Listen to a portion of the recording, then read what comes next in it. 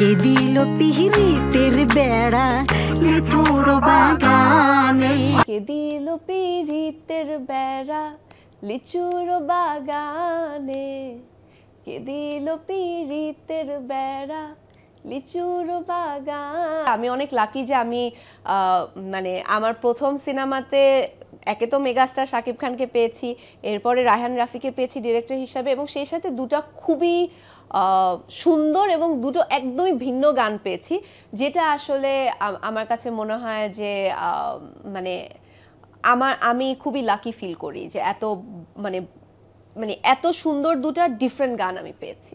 এবং অলরেডি সবার মুখে মুখে কে দিল পিরিতের বেড়া, এইটা আসলে কি বলবেন, মানে একটু ডিফারেন্ট ফোক আবার মানে মডার্নিজম সব মিক্স করে কোরিওগ্রাফি।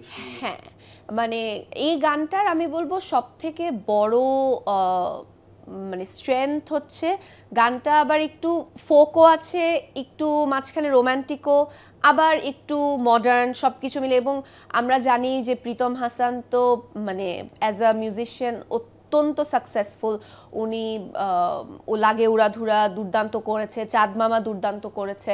সো এটা আসলে তার ঝুরির আরেকটা অ্যাচিভমেন্ট আমি বলবো। কেমন প্রেমিক তুই বন্ধু রে বেড়াতে খাকা বেশ ভয়ে, ও যে